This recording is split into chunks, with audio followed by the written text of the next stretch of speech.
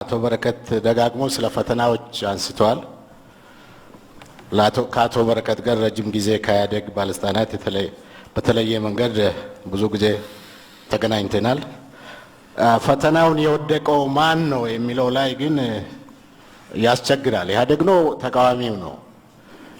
መቼም የኢትዮጵያ ሕዝብ ድንጋይ እየወረወረ ያለው በተቃዋሚ ላይ ሳይሆን በኢህአዴግ ላይ ነው። በየቦታው ቤት እየተቃጠለ ያለው በኢህአዴግ ካድሬዎችና ካቢኔዎች እንጂ የተቃዋሚ አይደለም። ስለዚህ ዞሮ ዞሮ ፈተናውን መቼም አንድ ተማሪ ፈተና ያልፋል ወይም ይወድቃል።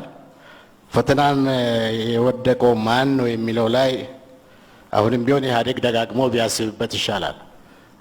ምክንያቱም ዋናው ቢያንስ ፈታኙ ህዝብ እስከሆነ ድረስ ህዝብ ደግሞ እየወሰዳቸው ያሉት እርምጃዎች በደንብ ያሳያሉ። ባለፈው ክረምት በአጋጣሚ አቶ በረከት ካነሳው ጥያቄ አንዳንድ ነገሮች ላይ ተነስቼ ባለፈው ክረምት በአጋጣሚ አሜሪካ ለተወሰኑ ጊዜ ቆይቼ ነበር። አትላንታ ላይ ካገኘኋቸው የቀድሞ ኢህአዴግ ባለስልጣናት ጋር አንዱ አቶ ጁነዲን ሰዶ ነበር። በአራት ነገሮች ላይ ከሞላ ጎደል ተስማምተናል። አንደኛው ኢትዮጵያ ውስጥ ያለው ፌዴራሊዝም የይስሙላ ፌዴራሊዝም ነው የሚለው ላይ ተማምነናል።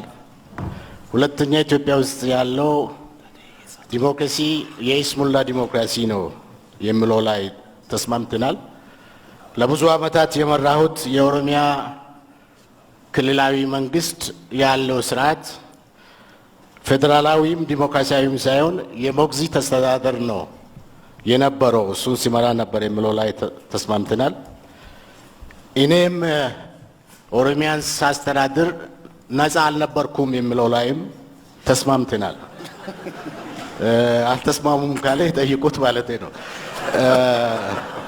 ስለዚህ እንግዲህ ምንድነው እኔ ለማለት የፈለኩኝ ምንድነው በአጠቃላይ መሰረታዊ የኢትዮጵያ ህዝቦች አሁን እየጠየቁ ያለው ምንድነው ነው።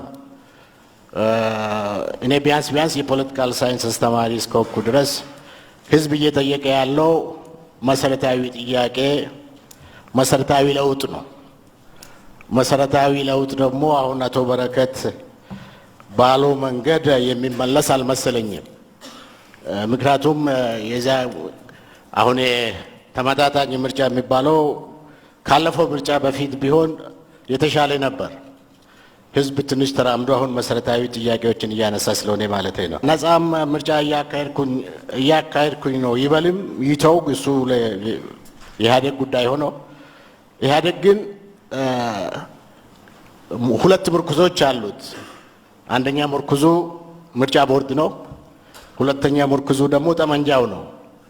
ጠመንጃውን አስቀምጦ ኢህአዴግ ምርጫ ቦርድንም ገለልተኛ አድርጎ ሁለቱም ምርኩዞቹን አስቀምጦ ከተወዳደረ በአንድ ወር እንቅስቃሴ ኢህአዴግን ለማሸነፍ ካልቻል ኢህአዴግ የሚጠይቀው 20-30 ዓመት ሳይሆን ኢህአዴግ ለ100 ዓመታት እንዲገዛን እፈርምለታለሁ ብዬ ነበር።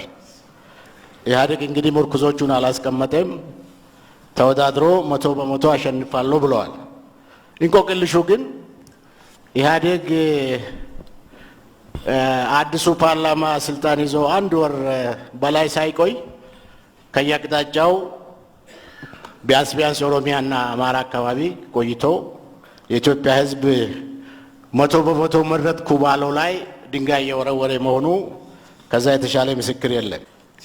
ከንግድ ማህበረሰብ የመጣ ሰው ወደ መፍትሄው የሚቀርብ መናገሩ ደስ ብሎኛል። ከዛ በሱ ላጠቃልል። ኢህአዴግ አሁን ኢህአዴግን የሚያስፈልገው መታደስ ሳይሆን እንደገና ዳግማዊ ውልደት ያስፈልገዋል ያለ ይመስለኛል። እውነትም እንደ ክርስቶስ ኢህአዴግ ዳግማዊ ውልደት የሚያስፈልገው ይመስለኛል። ለዛ ከተዘጋጀ ብዙ ነገሮች የሚቀሉ ይመስሉኛል። ከዳግማዊ ውልደት ግን ኢህአዴግ የመጨረሻ ውለታ የሚሆነው ነፃና ፍትሃዊ ምርጫ በዓለም ላይ የታወቁ መስፈርቶች አሉ። እነዛ ነፃና ፍትሃዊ ምርጫን በኢትዮጵያ ሕዝብ ፊትና በዓለም ፊት ምናልባትም በታሪክ ፊትም ኢህአዴግ ያንን ማረጋገጥ ከተቻለ ከኢህአዴግ ጋር ያለንን ጠብ አቁመን ኢህአዴግ እንደምለው ወደ ልማታዊ መንግስት ወደ ልማታዊ ስራም ወደ ዘላቂ ብልጽግናም ህዝቦችም ደግሞ መብቶቻቸውና ክብሮቻቸው ተጎናጽፈው የሚኖሩባትን ሁላችንም በእኩልነት የምታስተናግድ ዲሞክራሲያዊ ኢትዮጵያን ሀቀኛ ፌዴራሊዝምና ዲሞክራሲያዊ ስርዓትን ለመመስረት ይቻላል። ፈተናውን የወደቀው ኢህአዴግ ነው፣ ድንጋይ የሚወረወረው በኢህአዴግ ነውና የሚል ንግግር ተናግረው ነበርና እኔ ድንጋይ የሚወረወርበት ብቻ ሳይሆን የሚያስወረውርም ወድቋል ብዬ ነው ማስበው። በኔ አንድ ወላይተኛ አባባል አለ፣ ጎይሮ ርፔ ጎቾ ራይታ ይባላል። ከገደሉት አስከሬን የጎተቱት ይብሳል ይባላል። ደግሞ አለው ከገደሉ በኋላ እንደገና አስከሬን መሬት ላይ መጎተት አለና ከግድያ ይልቅ አስከሬን መሬት ላይ መጎተት በጣም የሚያናድድ ነው እና ድንጋይ እንዲወረወር እያስተባበሩ ቆይቶ ያን እንደ ድል መቁጠር ለኔ ተገቢ ነገር አይመስለኝም እና ሼር የሚያደርገው መንግስት በበኩሉ በተወሰኑ ነገሮች ለተከሰተው ነገር ኃላፊነቱን ወስዶ ይቅርታ ጠይቋል። እኔ እንደገባ